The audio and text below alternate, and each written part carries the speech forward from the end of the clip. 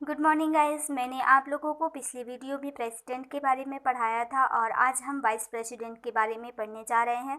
तो आइए सबसे पहले हम देखते हैं कि उनका कार्यकाल कितना होता है, उनकी नियुक्ति कौन करता है, उनका वेतनमान कितना होता है, उन्हें शपथ कौन दिलाता है और वो अपना त्यागपत्र किसे दे सकते हैं और 1952 से लेकर अभी तक कितने उपराष्ट्र बनी हैं तथा उनके लिए शर्तें कौन कौन सी हैं, अहर्ताएँ कौन कौन सी हैं, उनकी पद रिक्तता कैसे होती है, उनकी शक्ति एवं कार्य के बारे में भी तथा कुछ नोट पॉइंट्स के बारे में भी हम पढ़ेंगे।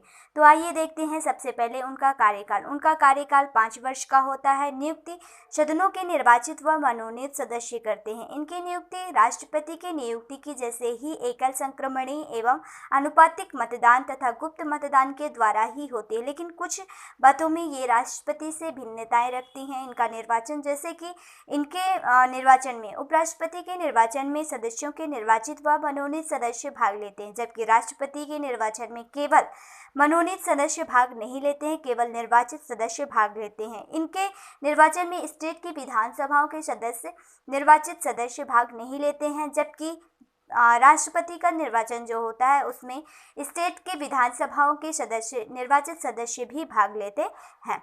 वेतन इनका 4 लाख रुपए प्रति माह होता है, जो कि 2008 से पहले इनका वेतन जो था वो 40,000 रुपये प्रति माह था, जिसे बढ़ाकर 1 लाख रुपये 1,25,000 रुपये कर दिया गया। तत्पश्चात इनके वेतन को इंक्रीज करके 4 लाख रुपये प्रति माह कर दिया गया। शपथ राष्ट्रपति अथवा उनके द्वारा नियुक्त किसी भी सदस्य के द्वारा किसी भी व्यक्ति के द्वारा शपथ इन्हें दिलाई जाती है।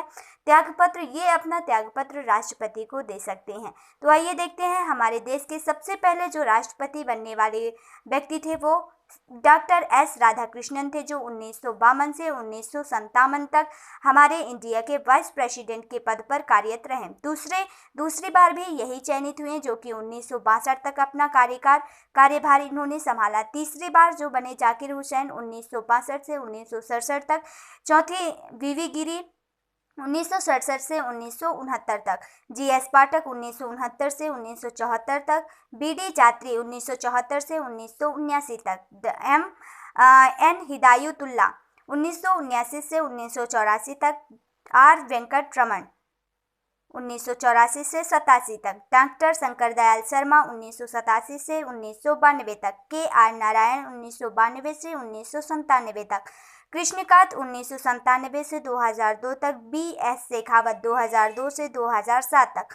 मोहम्मद हामिद अंसारी 2007 से 2012 तक। मोहम्मद हामिद अंसारी 2012 से 2017 तक। और जो प्रेजेंट के वाइस प्रेसिडेंट हमारे इंडिया के हैं वो 2017 से लेकर अभी तक है। तो गाइस, यहाँ पर 2 बार चयनित होने वाले वाइस प्रेसिडेंट के पद पर जो व्यक्ति है वो डॉक्टर राधाकृष्णन है, और यहाँ मोहम्मद हामिद अंसारी भी 2 बार चयनित हो चुके। कोई भी व्यक्ति जितनी बार चाहता है उतनी बार इस पद पर चयनित होने के लिए वो एलिजिबल होता है, किंतु राष्ट्रपति में ऐसा नहीं होता। अमेरिका के राष्ट्रपति में ऐसा नहीं होता है। वो अमेरिका के राष्ट्रपति केवल 2 बार ही चयनित हो सकते हैं, उसके बाद नहीं। इनके लिए अहर्ताएँ जो होती हैं वो भारत का नागरिक होना चाहिए, 35 ईयर पूर्ण कर चुके होने चाहिए। राज्यसभा का सदस्य बनने के लिए वो एलिजिबल होने चाहिए। वह किसी भी लाभ के पद पर नहीं होने चाहिए, किसी भी सदन के वो सदस्य भी नहीं होने चाहिए।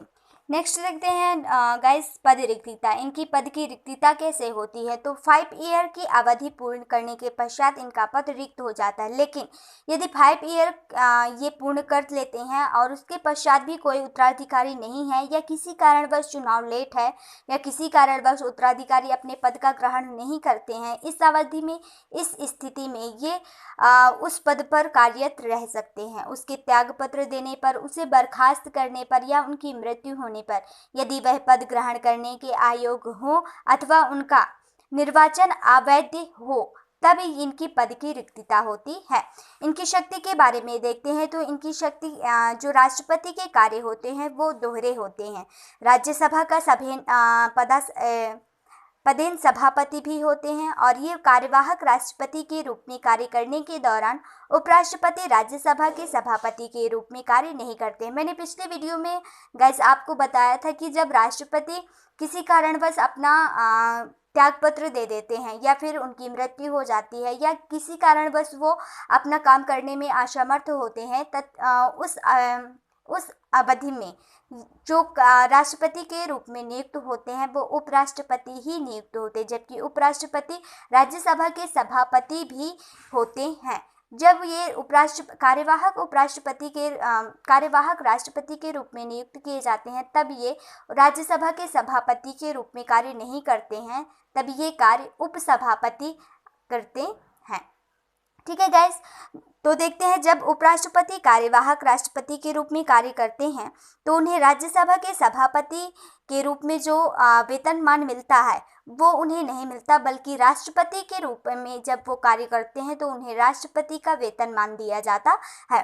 भारत एवं अमेरिका के उपराष्ट्रपतियों की तुलना अगर हम करते हैं, क्योंकि जो हमारे उपराष्ट्रपति हैं वो अमेरिका के उपराष्ट्रपति के तर्ज पर ही बनाए गए हैं, इसलिए इनकी तुलना करना आवश्यक है।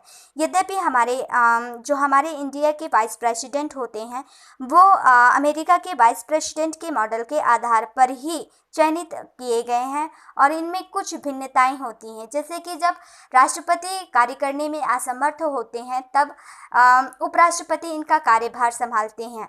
ठीक है, तो हमारे इंडिया में तब तक कार्यभार संभाले रहते हैं उपराष्ट्रपति जब तक कि कोई नया राष्ट्रपति आकर अपना पद ग्रहण नहीं कर लेता है, जबकि अमेरिका में ऐसा नहीं है।